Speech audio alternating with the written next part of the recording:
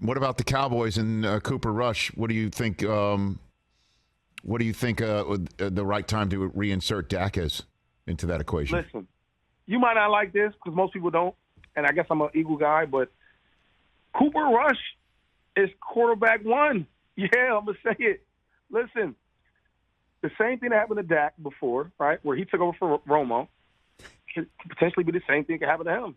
I think the money's a little different, so that might save him. But let's picture this: Cooper Rush goes to Los Angeles, and they beat the Rams, right? Yes. Let's say they lose to the Eagles because that's probably what's going to happen. Oh boy. Which Dak, it's not a guarantee that he'd beat the Eagles and the Rams.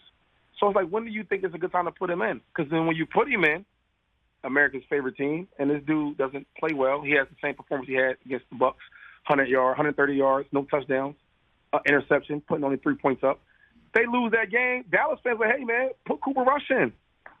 One thing about being on the media side now, and I'm working for Fox to speak, I look at all the quotes from all the players on the team and the opposing teams. That's like a Tom Brady thing. I learned from him. And all his teammates talk highly about Cooper Rush. They're confident with him. They're comfortable with him. I look at the opposing teams. He's doing pretty well. As a backup, he plays well against the blitz, et cetera. Has great ball placements. He makes good checks. So I'm like, dang. I think he's good because my eyeballs work. I played for a couple of years, did pretty good. Yeah. I'm reading the quotes from the opposing team and his team. It's a tricky situation because now you put Dak in there and he doesn't play well, then what? Only you would know that, I guess, huh? LeSean McCoy, are you telling me, out of all that, by the way, I appreciated the insight there, Brady's got a clipping service? Like he hears everything that's said about him and it's placed in his locker or something like that? What are you talking about? I picked that up from him. He likes to, I guess, because like sometimes, right, it's like it's a competitive advantage. He's always trying to get that. Yeah. It's like, oh, well, if the secondary keeps saying, this week we're going to do a great job of trying to contain Mike Evans, bump around Mike Evans, stuff like that. Well, dang, if three of them said it, they're probably going to do that. So small stuff like that, he's always getting a competitive advantage. That's why he's the greatest of all time. He probably got that from Belichick to begin with, probably. That sounds like the two of them together with a nice little clipping service. Maybe that's it. I mean, it might be. One's a winner, one's the guy that was winning because of him. So I don't know. Come on, and you know that. Wow. LeSean McCoy. That's right.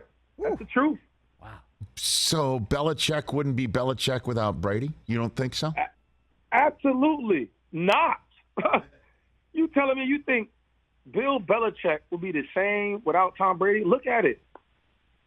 See, I think he's a good coach, but he's not the world beater like everybody makes him to be. Let's give it to Tom Brady. He almost beat the Packers with Bailey Zappi. LeSean? And went to the playoffs, got blown out by 30 points by the Bills. Right? When you watch the Patriots, you're not scared of the Patriots no more. Tom's gone.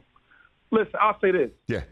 If Tom Brady was there, right, and you put, I don't know, I'm starting to name some coaches. You put a guy like Mike Tomlin there, I think they win more than 5 championships. You put a guy like Rex Ryan in there. They're going to win more than 3 championships. Oh, LeSean McCoy. Come on now. Come on. Why? This is my thing. Come on. I've witnessed. I'll give you a better example. When I was with the Bills, I remember they cut Jamie Collins. And, man, the guys, I was like, how the hell they cut this dude? Like, this dude was the best player on the defense, right? I guess he didn't want to sign a contract they wanted to sign. You do stuff like that when you got Brady, right? Soon Brady leaves. Now you paying you paying a lot of money to get these defensive players. I've never seen them spend so much money on defense. And they're okay team. They're an okay team without Tom Brady. Matter of fact, they even give you better numbers. Without Tom Brady, Coach Belichick's a 500 coach. That's what he is. That's what the numbers say. Yeah, I mean, you got LeSean. That's what it is. I've been around the guy. Have you been around Bill? How many times have you been around Bill? I've been around Bill. I've been around him. What about him?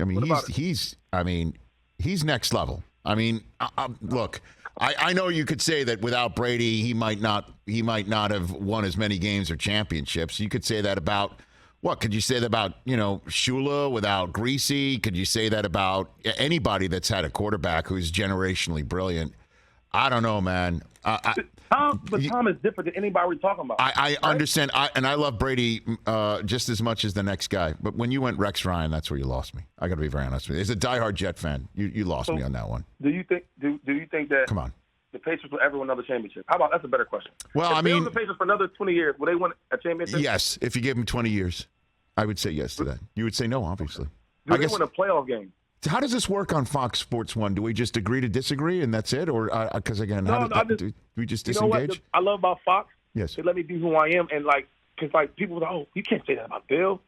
And I'm like, well, I'm not really saying it's the numbers. The numbers said he's 500 when Brady's not there. The Sean McCoy. That's the numbers.